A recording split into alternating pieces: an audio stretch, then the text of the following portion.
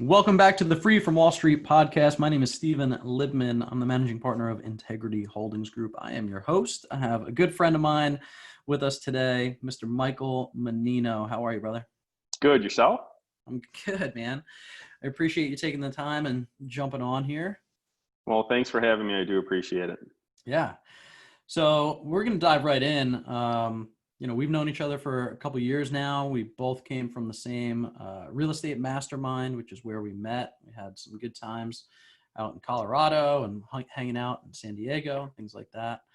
And if you're listening, Michael has a real interesting story about where he came from and then, where he is today. And why don't you share a little bit about that with us, Michael? I mean, I know we have some belts and some titles that we're going to have to talk about too for the people. You don't have to talk about those. But that is the majority of my bio. Basically, I'm a nobody that started off in a small town in Michigan that probably nobody ever heard of, Warren, Michigan. And I got into housing relatively early. My first thing I ever did was roof a house at 16 years old. And if you've ever roofed houses, I'm pretty sure you understand it's not an easy job. Labor intensive. Long, hard, sweaty. It's not fun. If you ever roofed a house in August anywhere in the United States, you realize you don't want to keep doing it. Yeah. And then what got me was I enjoyed it. So I didn't enjoy roofing houses. I got into my dad was a cook, owned a couple restaurants, and I started off, from 16 till probably 21 in the restaurant business. And the one thing I learned about the restaurant business is I didn't want to be in the restaurant business. That's one thing I really learned about the restaurant business. You get up at 7, 8 o'clock in the morning, work till 12 o'clock at night. Not a lot of fun. Got out of that, got fired from Red Lobster, and then started in construction. Started to finish carpentry with houses, and for somebody else or out on your own? Nope. I mean, like literally 21 years old. I went to work for a friend of mine. My friend said, "You got to try the trades. You got to try the trades." I'm like, let's try the trades. So I tried it. There's a cute story there. I went to work for a guy who's more illiterate than me, which is very difficult. I'm not the sharpest tool in the shed for literary stuff. And it was a Dago from I can say it because I'm Italian too, and I don't want to offend anybody. But from Sterling Heights, and we started doing trim carpentry, and I just worked for him for one day, and then he said, "What do you think of the job?" I said, "You're going to pay me for this?" And he goes, "Yeah, a whole $4 an hour." I go, "All right, let's do this."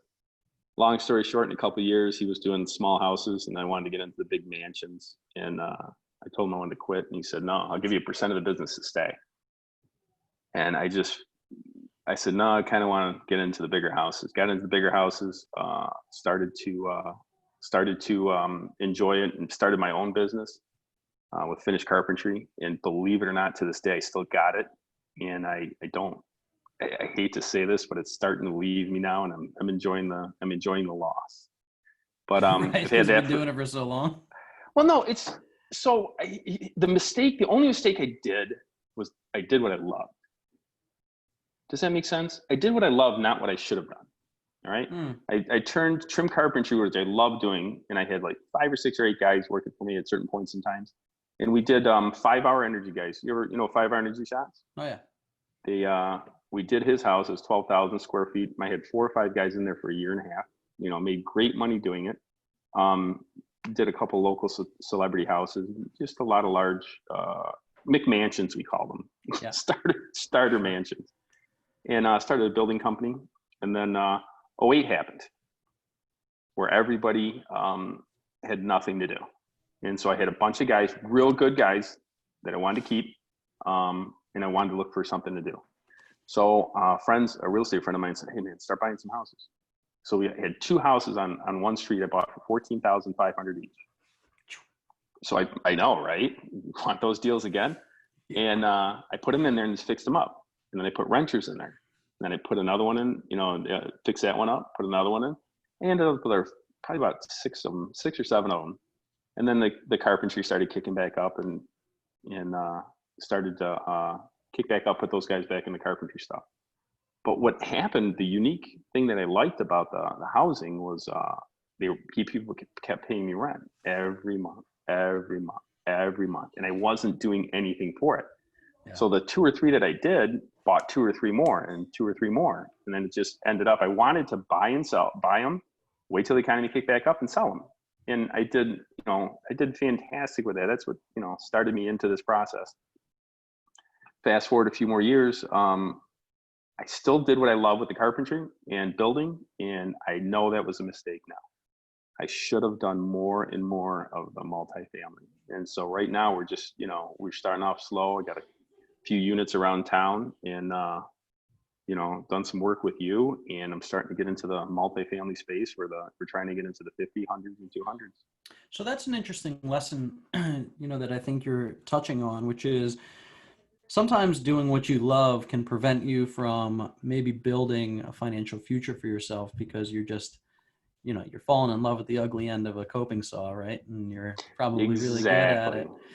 But just because you're really good at it, maybe that shouldn't necessarily be a career. And I've heard a couple big name speakers talk about this where, they talk about doing what you're really good at and doing what is going to set you up financially so that later on in life you can do what you're really passionate about.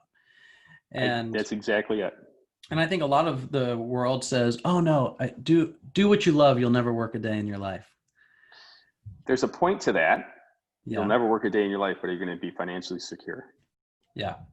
And I think that the combination of doing both of those things is kind of what you're getting at, which is you can do both. And you got a taste of that passive income. Oh, wow. And you were like, wait a minute, maybe this is good. The problem was I went back to my love, not my gift. My gift is managing people. I'm really good at setting up jobs, getting them to do what they want to do, getting them to do, like I said, what they want to do. Mm-hmm. Finding the right person to do the right job, finding a painter that wants to paint, finding a plumber that wants to plumb, finding an electrician that wants to do electrical. But I did that on a small scale, housing. And, you did it too in the flips. So we got into the flips a few years ago. Basically in 08 is when I started flipping. And it did great for me. But I made the mistake of going back to my one love. And now it's so blaringly prevalent that I should have stayed with the real estate investing. I mean, blatantly. And it's just night and day difference. Yeah. Well, luckily it's not over for you. I mean, we still have plenty of time. We're still doing a lot of great deals. You're an investor with us now. Mm-hmm. We own together an 1,100 unit self-storage complex, which is about 20% filled up, by the way. Filled? Yeah, we're 20% occupied as of yesterday. So wow. People are renting. We are renting. Our break even on the debt service is 40%. So, we're moving. We're getting leased up, and then it's going to just continue to cash flow. So the perfect scenario. Gave you some money. I had some money sticking in my 401k my IRA, and it was in stocks.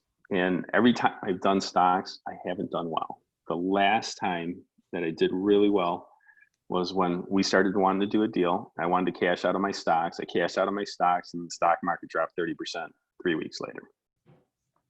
So you are one of few people that have this story with us. The flip side of the coin is the people that didn't.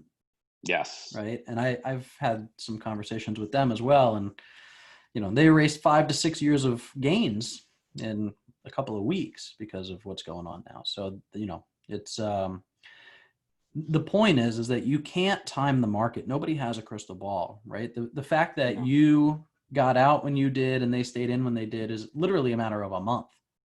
Right. And it was just. And depending on what they had in, that's large numbers. Yeah.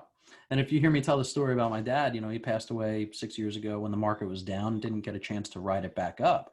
So he lost a considerable amount of what he saved his entire life to put away in retirement for, and it didn't come back. And that made me kind of have the mental shift of like, I don't understand the market fundamentals reasonably enough to bet my future on it.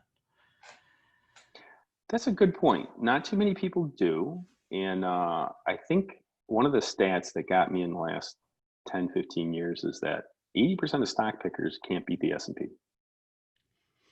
Yeah, there was a study about this. I forget, was it Harvard or Stanford? I remember this being on the front page of the Times a while back, where they literally had monkeys throwing darts at And they stocks, did better. and they did better or relatively the same as the pros. Yes. I mean, that's a problem. It's a problem if you think that's the way to make money. Yeah. Or securitize a retirement. I mean, if I have a plan for what I want to do in retirement, how does that plan correlate to a roller coaster? I mean, exactly. It could go up, it could go down. I could be destitute, I could be rich. Like that's not hope is not a strategy. Hope is not a strategy. It's a good verbiage. I'm going to steal that one, Steve. Feel free. I stole it from somebody else. Good. Hope is not a strategy. It is not. Yeah.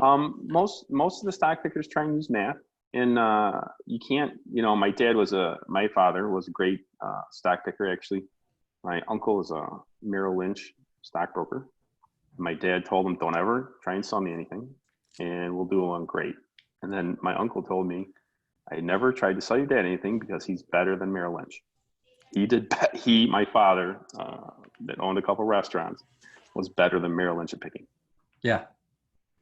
That scared me. Right. I pulled my money out of Merrill Lynch right after that. Right. Started talking to my dad. Yeah.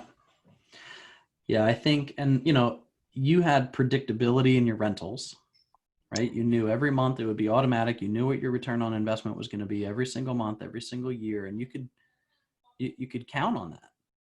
And I think when you compare those two things, you have to have a light bulb moment. It'd be hard not to. I mean, it's math.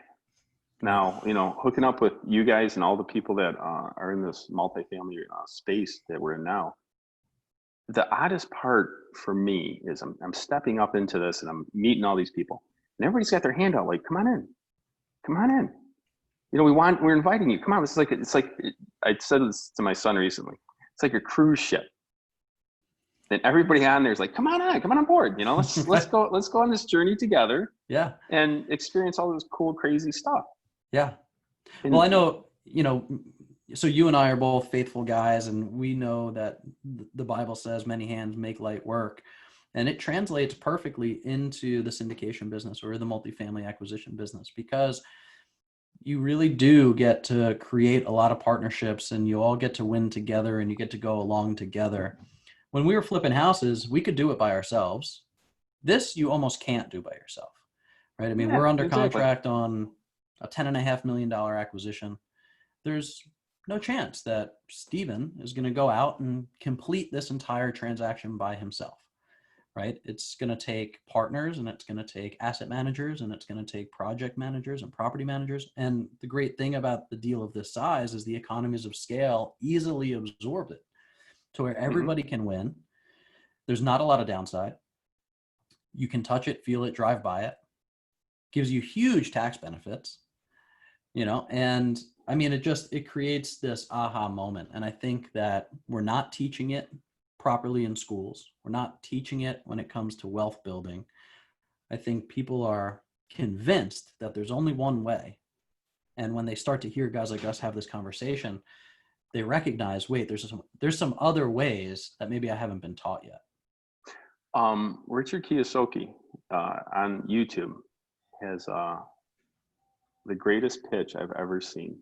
Keep them poor. Keep them poor. The school's design is to keep people poor, and nothing we learn in school is what we're dealing with now. What I love about Kiyosaki's story is the Rich Dad Poor Dad story. Is if you haven't read the book, go pick up a copy of Rich Dad Poor Dad. Oh, I've read that a few times. Just telling the listeners now, they got to go read this thing. Yes. I mean, and so we have his poor dad was the head of the schools in Hawaii. Mm-hmm. He was the chairman or dean or whatever of the public education system in Hawaii. his rich dad. So he goes to his poor dad and he says, hey, teach me about money. And he said, I don't know anything about money. I'm a teacher. He said to go see his buddy's dad because Who was he's his, got a lot. right. And he was his rich dad. He was an entrepreneur and he taught him Yep. about how to use money. But what was amazing to me was that the guy was cognizant of the fact that he did not know anything about money, but he was educating. He was an educator. This blows me away. The people that are teaching us about how to live our lives do not know anything about finance. It's shocking.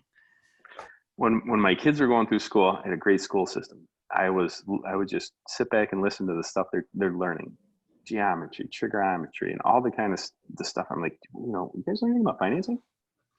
And they're like, oh yeah, like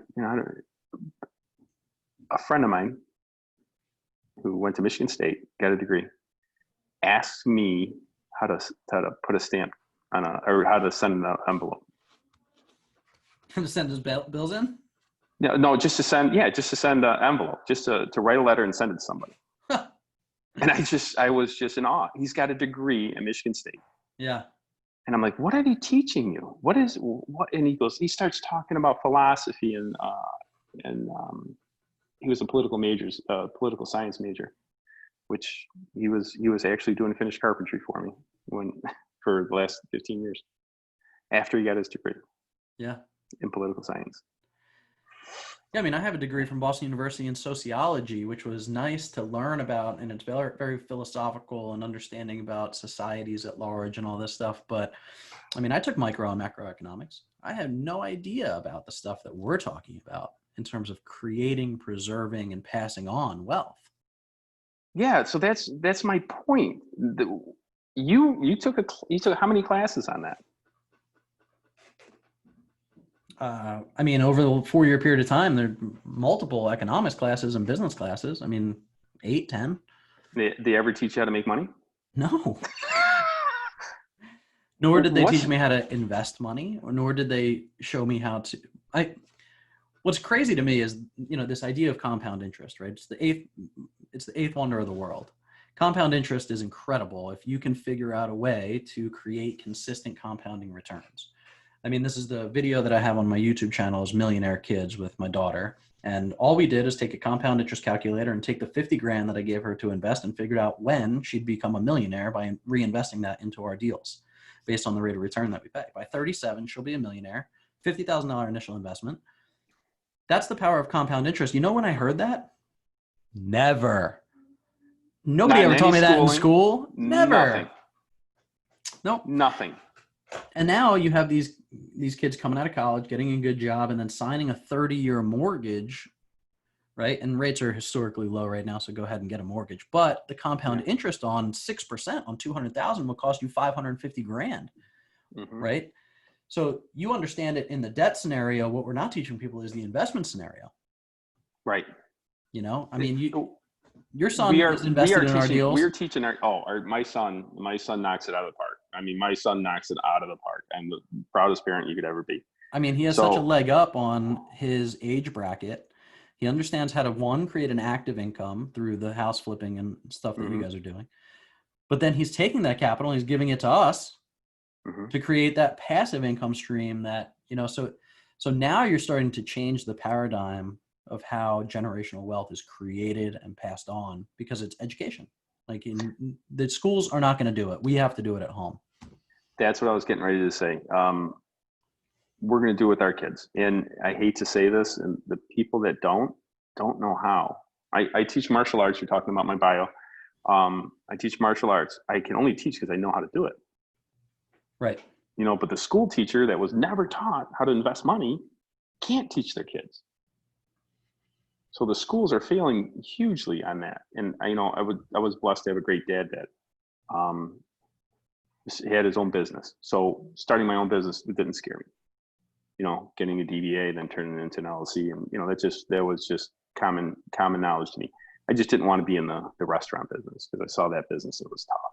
It was a very difficult business. Yeah, it is. And like right now, how many restaurants are going to pull out of this? Yeah, not many. I have a lot of chef owner friends that, Oh, I'm sorry. It's brutal for them. I mean, they're talking about here in Jersey, if they do open back up, that it's going to be Yes. 25% occupancy. And you know, based on looking at your dad's books, that 25% occupancy is not hitting the margins. 50% isn't, 75% isn't, right? No. I mean, there's such razor thin margins in that business that, yeah, difficult business. Very difficult. And I was blessed not to be into that. I got into a business in construction where I didn't need any physical assets, and that really saved me in '08. I didn't have any, I didn't have any lots. I'd buy I'd build speculative one or two at a time, nothing major. And then '08 happened. I didn't have any real estate. I didn't lose anything, but a bunch of my builder friends, I belong to the BIA, Builders Association of America, and I was walking to one of the meetings, and I just looked at all the people that were executives or presidents and vice presidents of the IBA, and I'm like, he went under, he went under, he went under, he went under. Yeah. And I knew that that wasn't the business for me. And even the residential to commercial side, right? I mean, that's, we have this conversation often about not all real estate being created equal. Right. And, so that's why I like the active income business for flips and wholesales, but the passive income long-term play for these larger scale multifamily apartment complexes, because people always need a place to live. Yep. And they're not valued based on your neighbor's house. Like my house right now, if the market went down, my neighbor's house would dictate the value of my house. The neighbor's sale of your house, the neighbor's sale of his house. So right. He has to get out. Yeah. And it's a $600,000 house, and he dumps it for $400,000 because he needs to. That affects you. Yeah. And that's not what happens in these larger scale buildings. It's you're buying cash flow. The banks allow for non-recourse debt to be put on these things. They don't even make me sign on the debt because bummer. Yeah, bummer. You make it sound like a bad thing. But it's because they're smarter than us, right? It's because banks are smart, and what they're underwriting is risk profiles. Your risk profile in your house is just your earning ability. And the 220 units is 220 people's earning ability.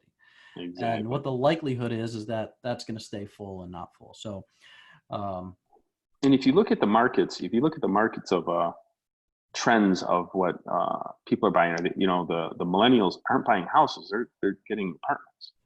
Like we live in Detroit. We're around the Detroit area, and Detroit was a very. Let me put it this way: we've been called the armpit of the United States. That's Jersey. That's me. No, I think you're the other armpit. Okay. So you're on one side, we're on the other. And it's been a huge revision.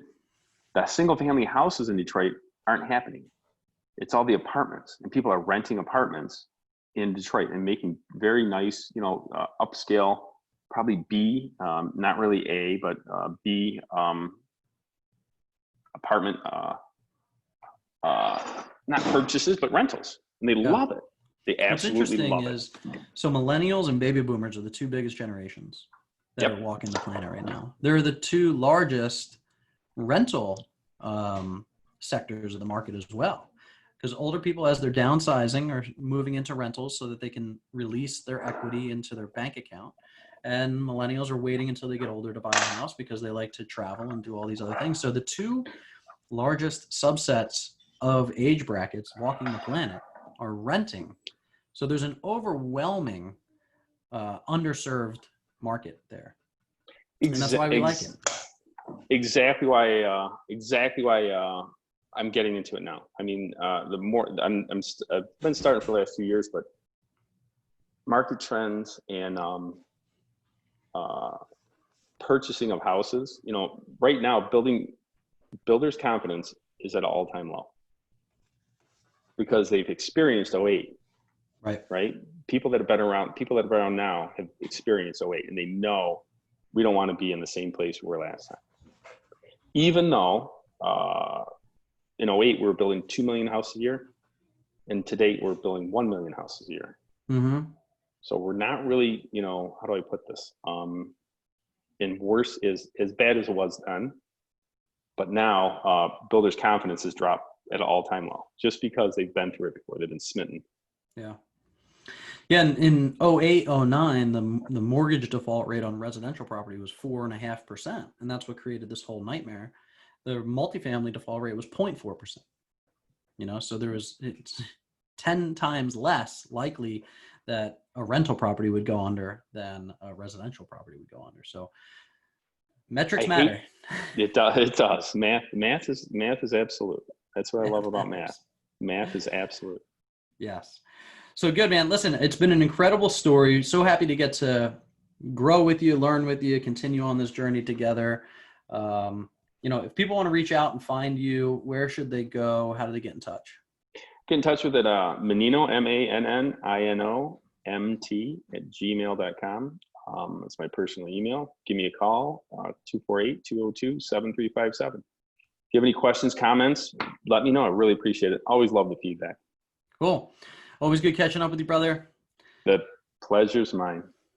Thank you so much for listening to the Free from Wall Street podcast. If you haven't done so already, go to freefromwallstreet.com and download the 5 things your financial advisor does not want you to know. Michael Mannino, I will see you soon, brother. Thank you so much. Take care, brother. You too.